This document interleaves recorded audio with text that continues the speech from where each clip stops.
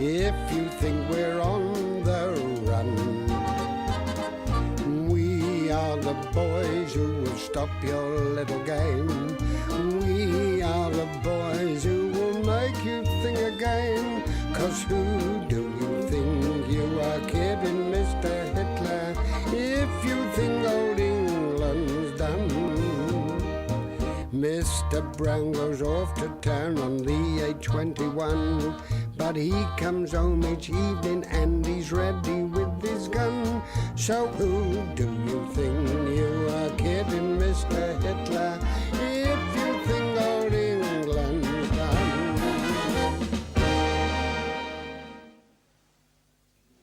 Well, there it is.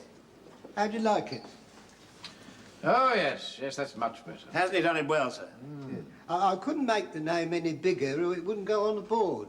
No, that's quite adequate. Of course, I could have done tall, thin letters, but that wouldn't be right. Why not? Oh, no. I like the lettering on the outside of the door to be in keeping with the person sitting in the desk behind. So I've done little short fat letters. Thank you very much, Mr. Blewett. Right, sir. Well, the men are ready for inspection, sir. Right, well, I'll finish this later. Right. This is my speech for the Rotary dinner. I'm to be the guest speaker, you know. Are you ready? Oh, how very exciting for you, Yes. sir. Are the men in good heart? What? Well, as a matter of fact, they seem to be, you know, just a little bit quiet. Oh, really? Yeah. I'll soon put that right.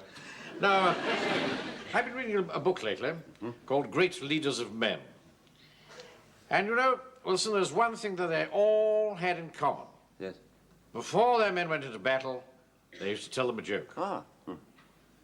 We're not going into battle, are we? We are in the front line every minute of our lives here. Spot. Hand!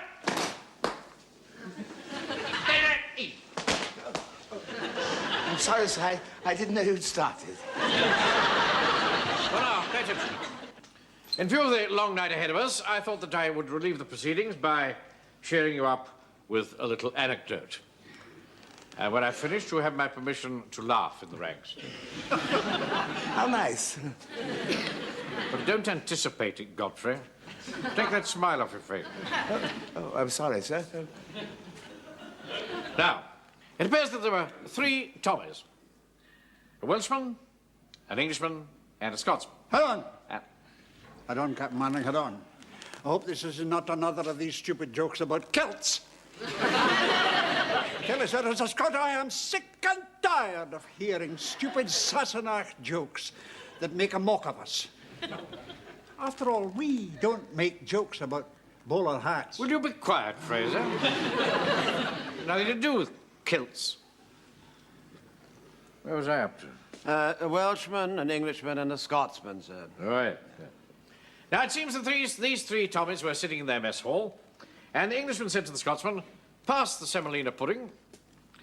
And the Scotsman said, "No, I won't." And the Englishman said, "Why not?" And the Scotsman said, "Because it states quite clearly in King's regulations, never help another soldier to desert." Desert, you see? It's about... Well, you can laugh.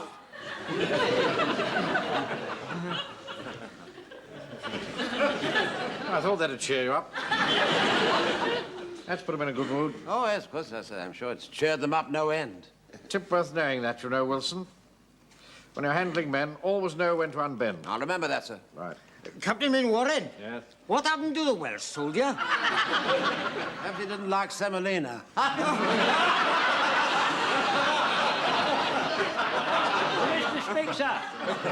Mr. Speaker, I hope you don't think because we didn't laugh very much we was casting aspersions on your joke-telling, so it wasn't that at all. No, you told it quite well, really. Oh, yes, indeed. Very good it was, man. After the parade, I shall write it down and send it to Radio Fun. They pay £half for a joke like that. Or 5 bob if it's a good one. It's just that at the moment, so we're not much in the mood for merrymaking and horseplay. Oh, come, that's not like an old soldier. Tommy Atkins was always one for a laugh, even when he was up to his chin in mud. Ah, you're right there, sir. We did a lot of laughing in the mud in the last war. We was doing it nearly all the time, except when we got shot. Good night is different, sir. We've been wrestling with our consciences, sir, and over an incident what occurred last night, sir, and my section and me, sir, we'd like to take you into a private place and reveal something, sir. Well, surely it'll be soon enough after the parade, won't it? You're quite right, Captain, quite right. I tell you here and now he's making a flagpole out of a matchstick. And bringing you into it, well, it's only making things 10 times worse. No, it's only fair, Mr. Fraser. I mean, after all, Captain Mainwaring's the one who'll be court-martialed. Yeah. What's that? Court-martial? I think, Jones, your section better come into the office. You better come too, Wilson. All right. That's it. Frank, what on earth have you all been doing? Well, if I tell you, will you promise not to tell Mum? Of course not, no. Well, Yes? no, I can't. It's a secret.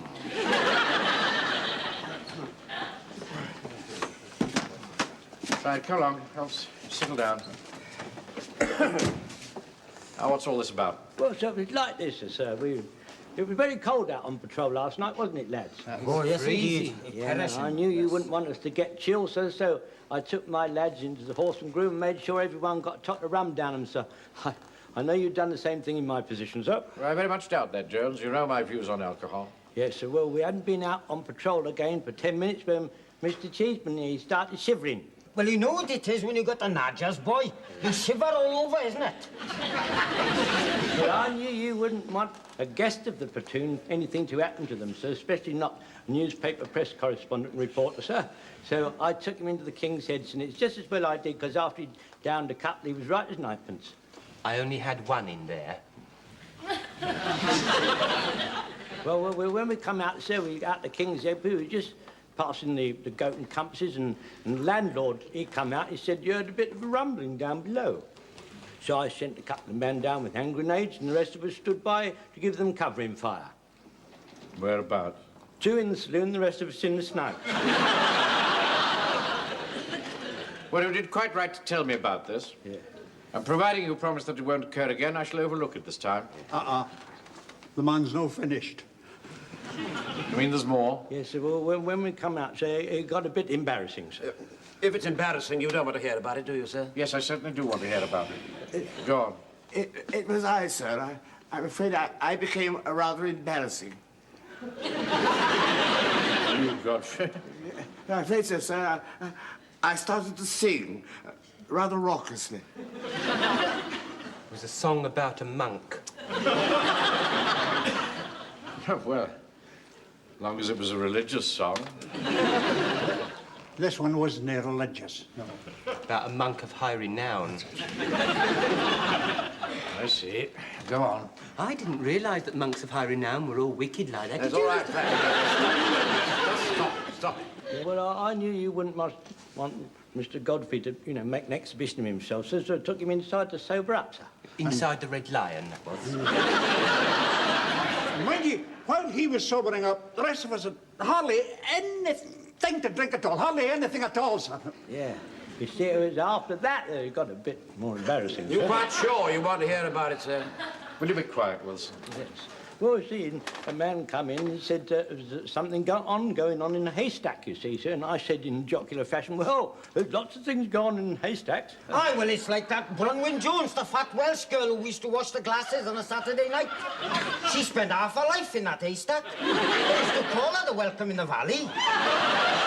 Please, man, keep quiet, for heaven's sake. You see, well, all jocular thoughts went straight out of my head when I realised I was a soldier and my duty to go out and investigate, sir. Well, I'm glad somebody came to their senses at last. Yes, and then I sobered up quick as a flash. Not that I was drunk, mind.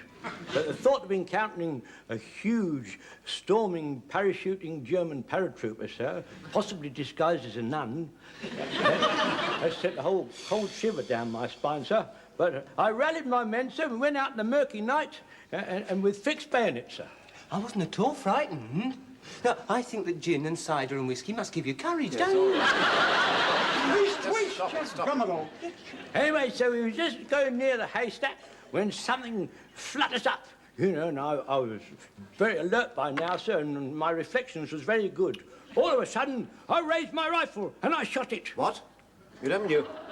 Don't mean you shot Bronwyn Jones. No, no, it was a great big enormous turkey. It's plucked and in my fridge. I can hardly believe my ears. My platoon should go out on a drunken rampage like this from pub to pub.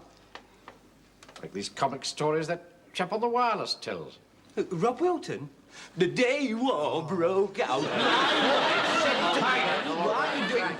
Be quiet. You should all be on a charge. And you're getting far too cheeky, boy.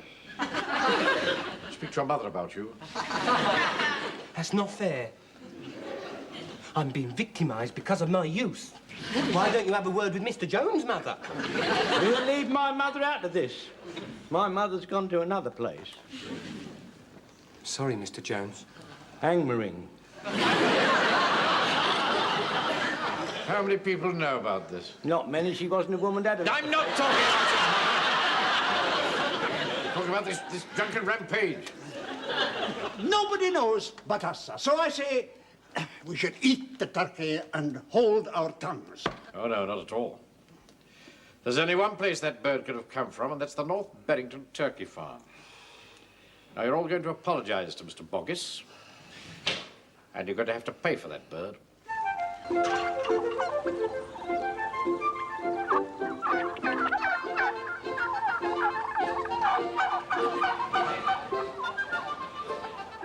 I say, excuse me. Mr. Boggis about? It's Wednesday. What is it? He says it's Wednesday.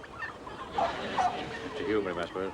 I wonder if it's possible to speak to your master. I just told you. It's Wednesday. Well, it's Wednesday. Don't you start. It's market day. Has he got to market? That's right. It's Wednesday. There's no way. Have you lost a turkey? Hard to say, isn't it? My men have accidentally killed one. We think it must have come from here. We'd like to pay you for it. Will you give this money to Mr. Boggis when he returns and ask him to accept our sincere apologies? Oh, no. Mr. Boggis won't want me to take no money. It might not be his turkey. Well, there's nobody else in the district keeps them. It must be one of yours. That wouldn't be good enough for Mr. Boggis. Not unless he knew one of ours was missing. Well, how many should there be? 210. 1, 2, 3, 4. Jones, that's no good. It'll take years. We could count 30 each. That's a good idea, Pike. Now, listen, everybody. We're all going to count 30 turkeys each, right?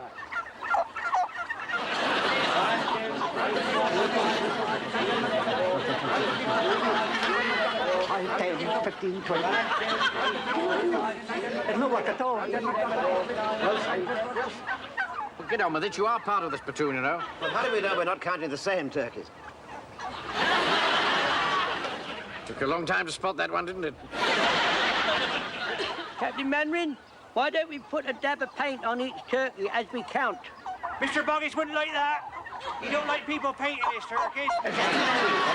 My sister Dolly has a lot of hoopla rings we used at the church fete. Now, if we put one on each one of the turkeys, we know which ones we counted. That's a very good idea, Godfrey. Shall I nip and fetch them? Yes, run along.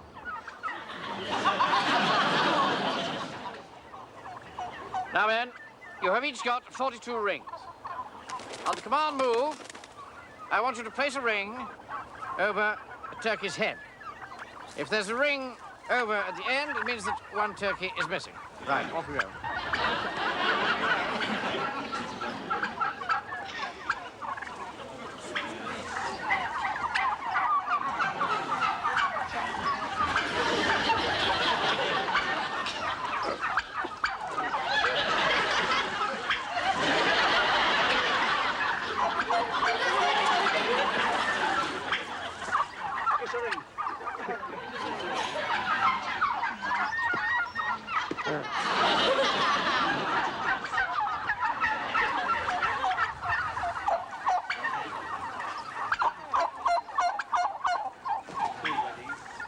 I say, don't do that. Mr. Manrin, all their heads are not up, so we can't put the rings on. I suppose we'll have to wait till the turkeys finish lunch. Well, all the rings were used up, so it didn't come from there. Yeah. Point is, what are we going to do next? Well, sir, there's Jonesy shot it. I mean, I suppose it rightfully belongs to him. No, he was on duty. He's wearing one of my uniforms, carrying one of my rifles, and he fired one of my bullets. I see, but does that mean you're bagging it, sir? No, it doesn't mean I'm bagging it. Not all of it, anyway. In that case, I bags it. No, I'm afraid you can't do that. Yes, See, I bagged it first. But you said you didn't want it. Anyway, you didn't use the word bags, you see, so it doesn't count. Now, don't start any of that public school cheating with me. I bags first, that's all. But I said you'd already Don't done doubt about it at all. I'm Come in.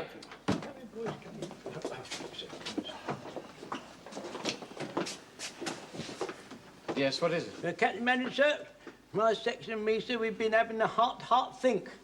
And we're very askance at what we've done, sir. And we come to the conclusion that with our ill-gotten gains, we're going to give a nice turkey dinner to the old age pensioners. Hear that, Wilson? Trust our chaps to come up trumps in the end. Yes, I think on the face of it, it seems to me to be a very good idea. It's a capital idea. Yes. Be a night to remember. But it must be organised properly.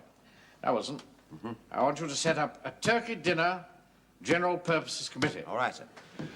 And I back chairman. Now, in order to speed our deliberations, I have made a short list of the elements that have to come together to make a successful turkey dinner. Oh, trust him to make it long-winded. First of all, we have the turkey, which Corporal Jones's section has provided. Yeah, I heard about that. What did you do? Fix bayonets and charge? Now, don't you start, Mr. Owen, don't you start. He's a troublemaker, he is, sir. I don't understand why he has to be here at all. Mr. Hodges has booked the hall for this evening. It's only because he released it that you could have this meeting at all. I think we ought to propose a vote of thanks to Mr. Rogers. Don't you, Your Reverence? No, I don't. Please sit down, otherwise we shall be here all night. Now, when times were different, of course, turkey dinners would also include bacon, sausages, vegetables, roast potatoes, bread sauce, and last but not least, gravy. Yeah. Did you save the giblets?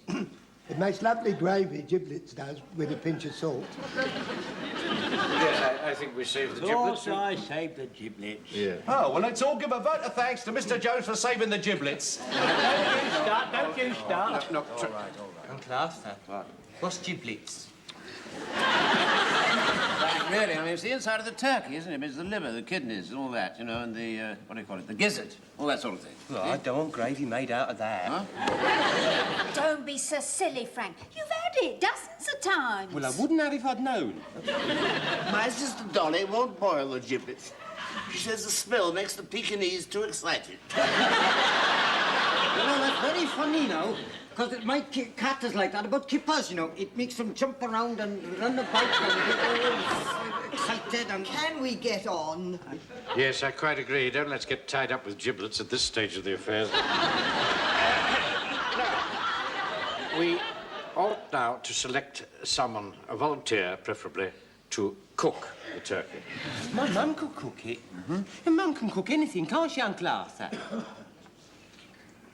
Well, answer the boy. Yeah, yes, of course, yes, of course you can, Frank. Of course you can. Well, Mrs. Fox is the finest cook what I've ever come across. Haven't I always said you were the finest cook, Mrs. Fox? Well, you've always been very nice about my dumplings.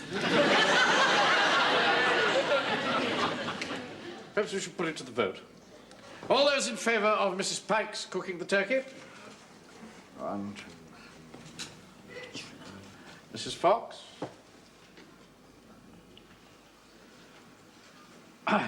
Well, a tie. In that case, I shall give the casting vote to Mrs. Fox. Well, that's nice, isn't it? You didn't even put your hand up, did you, Arthur? Now, look, Mavis, you see, I didn't want you to have to go through all that trouble, you see. That's nice, isn't it? Nice way to thank you, isn't it? She gave you her egg for breakfast this morning.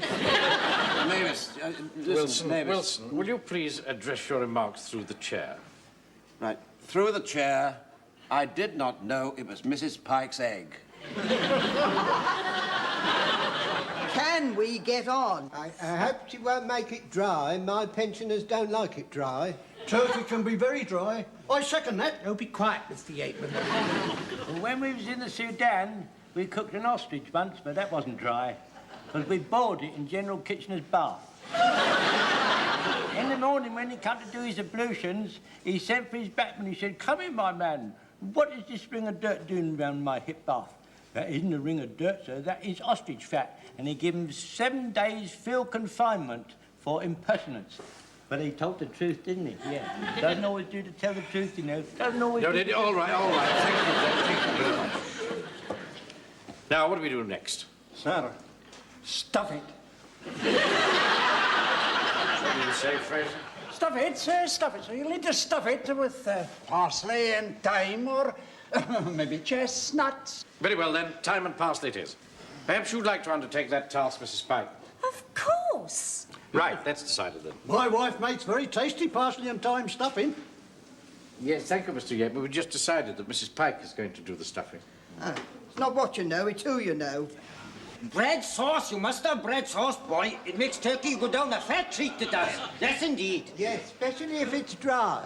But it's not going to be dry. Mrs. Fox makes beautiful bread sauce. There shouldn't be too much onion in the bread sauce. Onion isn't good for old people. Make them excited, do it like the Pekingese. Don't you start being rude to Mr. Godfrey. He's a very wise man. Here, and another thing. Napoleon, is Corporal Jones serving the turkey as home guard or eating it as a pensioner? That's it, I've had enough.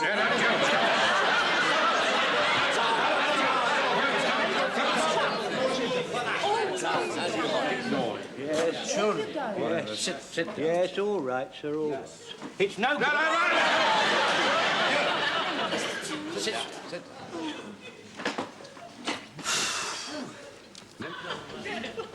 Now, with the exception of Mr. Blewett, we shall all be serving, of course. I shall supervise, but I'm afraid I shall have to leave a little early on that night because I'm guest speaker at the Rotary dinner. So that's why you sent your tickets back? Quiet. However, we can't do anything about serving the bird, of course, before it's cooked, so we mustn't leap ahead too fast. Too fast? God blimey, you'll only be halfway through talking before the time to bung the bird in the oven.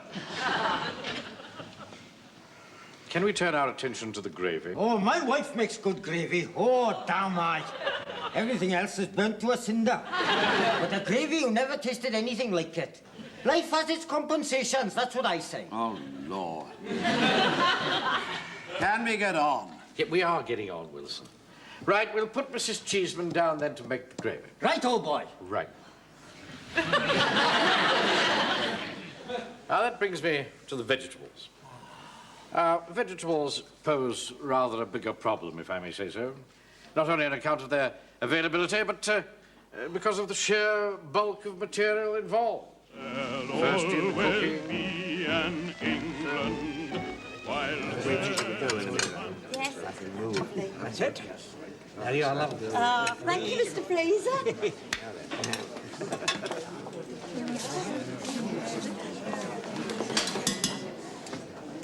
You're putting too many on, you know. It won't go round. Well, according to my calculations, we've only got 4 more to serve, sir. Yeah, don't splash. I don't want anything on my tails. Oh, sorry, sir, but the way you've got yourself covered up, I don't think there's much chance of that. Yes, there we are, boy. There we are. There's too much onion in it in spite of my warning. Aye. And the gravy's too thick. I mind when I was a wee bit laddie on the wild and lonely Isle of Barra. My mother made gravy. It was thin and weak. And my father used to belt us regular as clockwork every night. But it made men of us.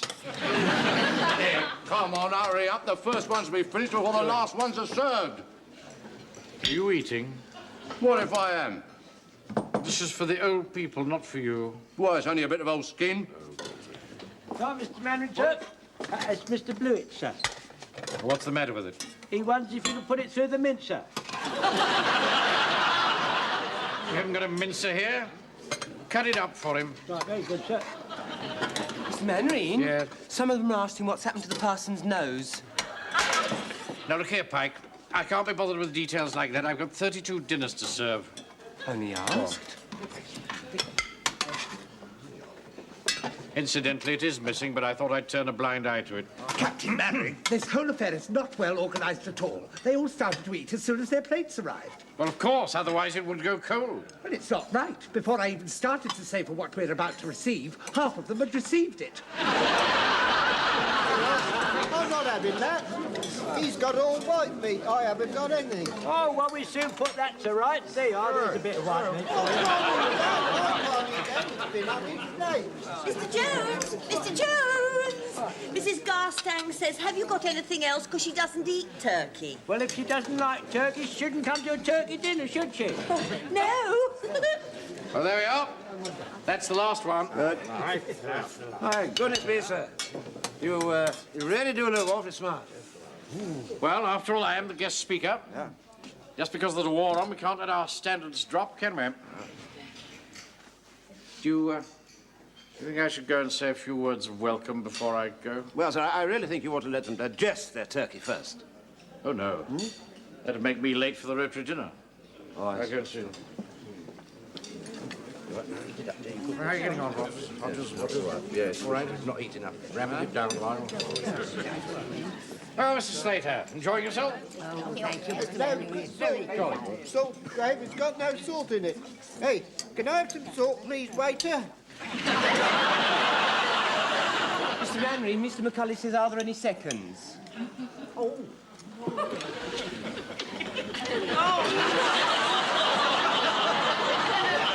Stupid boy, look what you've done. No, stupid.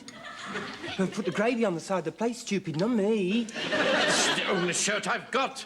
Excuse me, sir. There's some blotting paper in the office. I'll go and get that. That'll take it off.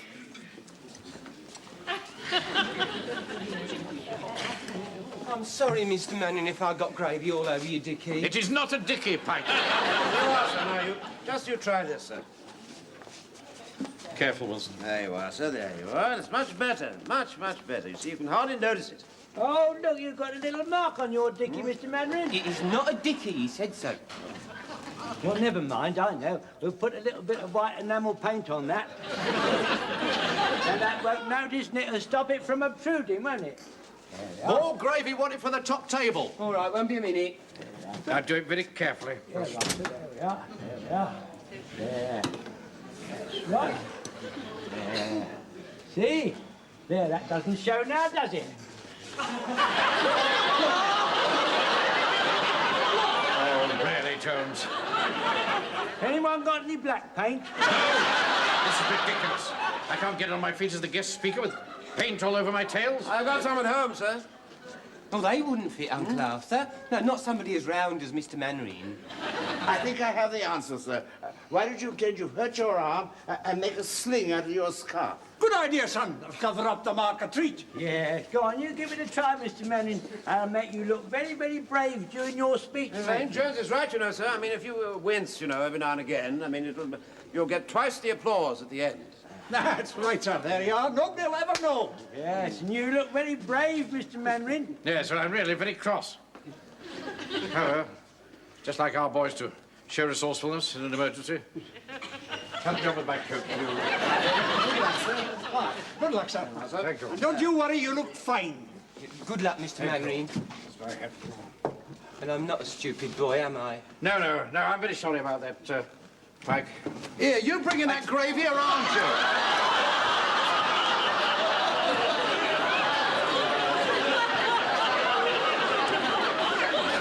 Stupid.